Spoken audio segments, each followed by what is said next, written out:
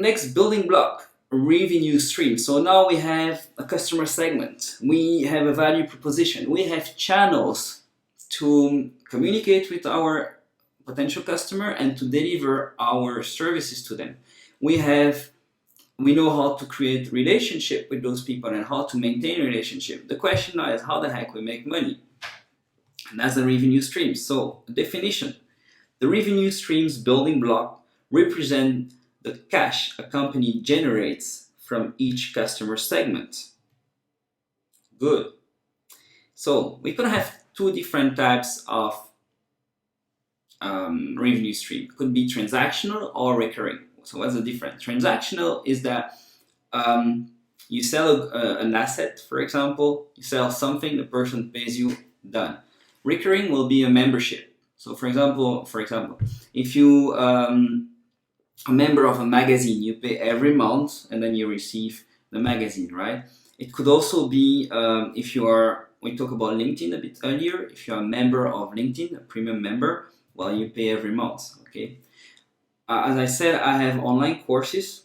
Currently, I have, at the moment of this video, I have six or seven courses, okay, online. At this moment, it's all transactional, so people can just buy the course. But I know some instructors are having recurring, so what they do, they charge for a membership. Okay, so people get the course, pay every month a certain amount, let's say $50 and they have access to all the course, the whole content library, sorry. This is good, but you need a lot of course. With 6 courses, you don't say, hey guys, you can pay me a membership for $50 and you can access my course. Because what will happen, they will access it for 3 months, 6 months, then boom, you lose them. So it's not really recurring. Transaction will be better when you have a few amounts of course, in my case, okay? So what kind of revenue stream? We could have asset sales. So let's say this microphone, Blue Yeti, the company just sell them at once, you pay, done. Okay, so that's an asset, they sell it, it's a transaction. Usage fee. Another way they could say, hey, look, you know what, Laurent? Here's the microphone, you can use it. And per hour you use it, or per minute we'll charge you, or per day, I don't know. This example is like in the past, internet or cell phone, we had these bill that we had to pay per minute, right? We didn't have these contracts in the past. Well, that's usage fee. Subscription fee. Well, this is the current model of internet, of cell phones. You pay every month and you have unlimited, let's say. Lending, renting, leasing. So these people will pay you every month. In the case of renting, leasing, they pay you every month, and at the end of 1 year, 2 years, you can say, look, now you have the option to buy this product, or yeah. So this is a case for cars, for example, could be with computers as well.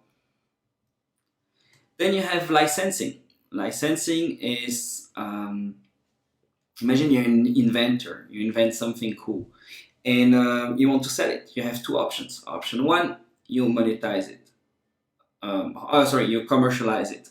So what you do, you go see a factory, or you create your own, and you produce your own products based on what you invented, right? And then after, you look after clients and try to sell them. This is the commercialization path. There is an easier path in a certain way that is called licensing. The licensing is what? Is that you will go patent your invention and then go after people that might be interested to use this invention, and then you license the invention to them.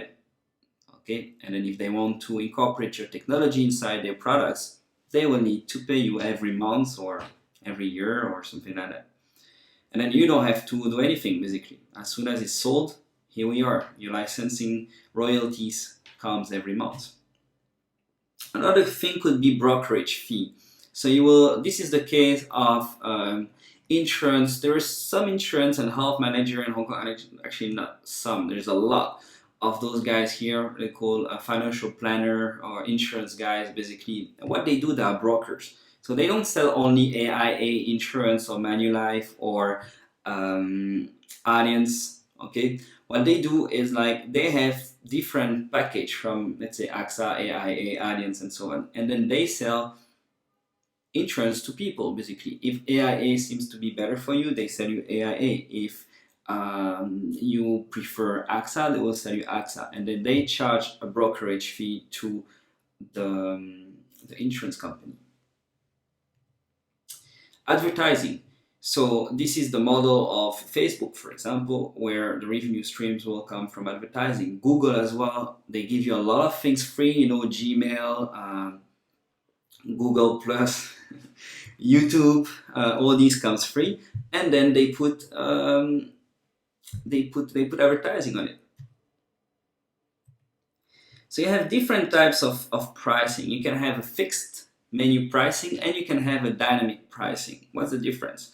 Well, fixed is fixed, and a dynamic it will change in function of different elements that happens, right? So, example, price list. So you have a fixed amount of prices. You have a whole list. Let's say a consulting hours is that much, a business plan is that much, a course is that much, etc. So it's a price list. You have a product feature dependent list. So you will sell something standard. Okay, say okay, this is the model of Apple for the MacBooks. Right? This is the standard version. But now, if you want to upgrade your CPU, if you want big graphic cards, if you want this or that, well, you can pay. You want an SSD drive, well, you pay extra.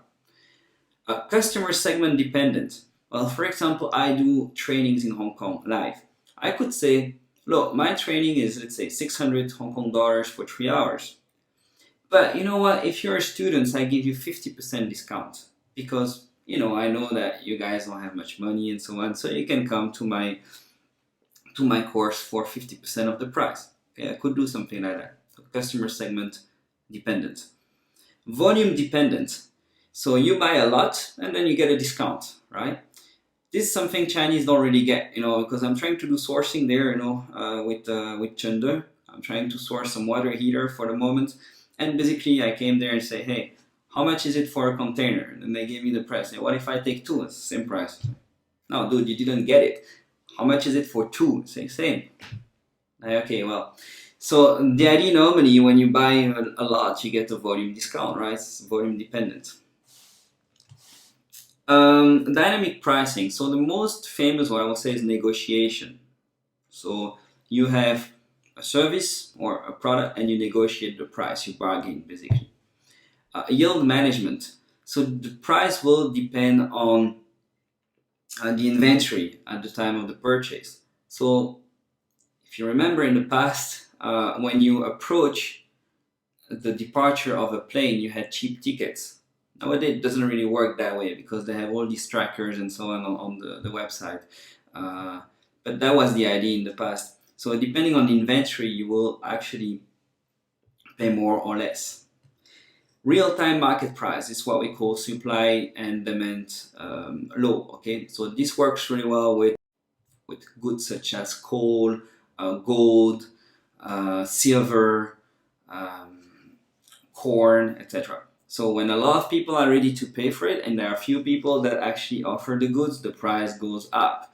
When there are a lot of people putting the goods out there and there are few buyers, then the price goes down.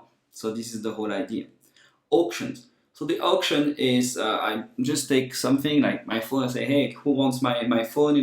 We start the price at 50 US dollar and then somebody says 60, 70, 80, 90 and so on. It goes up until nobody wants to pay more and that person gets the deal. That's the traditional auction. Now there is another one called the Dutch auction.